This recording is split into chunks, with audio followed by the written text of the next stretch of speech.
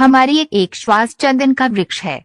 सुनसान जंगल में एक लकड़हारे से पानी का लोटा पीकर प्रसन्न हुआ राजा कहने लगा, हे पानी पिलाने वाले, किसी दिन मेरी राजधानी में अवश्य आना, मैं तुम्हें पुरस्कार दूंगा।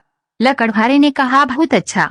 इस घटना को घटे पर्याप्त समय व्यतीत हो गया।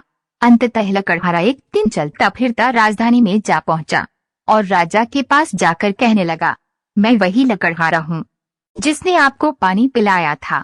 राजा ने उसे देखा और अत्यंत प्रसन्नता से अपने पास बिठाकर सोचने लगा कि इस निर्धन का दुख कैसे दूर करूं।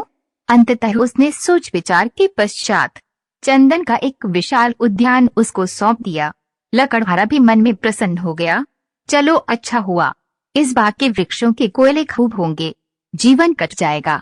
यह सोचकर लकड़हारा प्रतिदिन चंदन काट काट कर कोयले बनाने लगा और उन्हें बेचकर अपना पेट पालने लगा।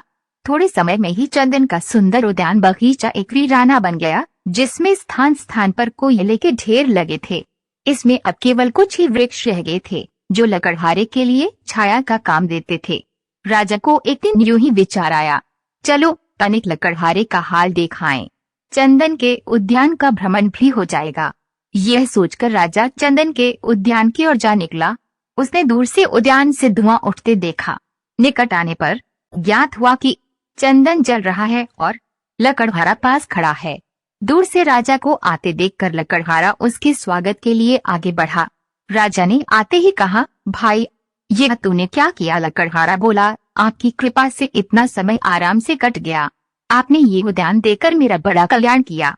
कोयला बना बना कर बेचता रहा हूँ। अब तो कुछ ही वृक्ष रह गए हैं। यदि कोई और उद्यान मिल जाए तो शेष जीवन भी व्यतीत हो जाए। राजा मुस्कुराया और कहा, अच्छा मैं यहाँ खड़ा होता हूँ, तुम कोयला नहीं प्रत्युत इस लकड़ी को ले जाकर बाजार में बेचाओ। लकड़हारे ने 2 गज लगभग 1.25 मीटर की लकड़ी उठाई और बाजार में ले गया। लोग चंदन देखकर दौड़े और अंततः उसे 30 रुपए मिल गए, जो कोयले से कई गुना ज्यादा थे।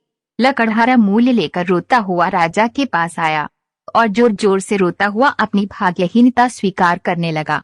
इस कथा में चंदन का बाग, मनुष्य का शरीर और ईश्वर द्वारा दिया हुआ हमारा ये अनमोल जीवन है। हमारा एक श्वास चंदन का वृक्ष है, पर अज्ञानतावश हम इन चंदन को कोयले में तब्दील कर रहे हैं। लोगों के साथ लड़ाई झगड़ा, छीना झपटी, आपसी बैर, उनसे ईर्ष्या, मन मुटाव को लेकर खींच तान, काम, क्रोध, लोभ, अहंकार की अग्नि में हम इस जीवन रूपी चंदन को जला रहे हैं। जब अंत में श्वास रूपी चंदन के पेड़ कम रह जाएंगे, तब एहसास होगा कि व्यर्थ अनमोल चंदन को इन तुच्छ कारणों से हमने 2 कौड़ी के कोयले में बदल रहे थे।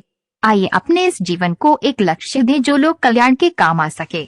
ऐसी ही कुछ रोचक और प्रेरणादायी कहानी सुनने के लिए इस चैनल को सब्सक्राइब करें और बेल आइकन को दबाइए, ताकि आने वाली हर वीडियो का नोटिफिकेशन आपको मिलता रहे और आप यूं ही हर कहानी का आनंद लेते रहें।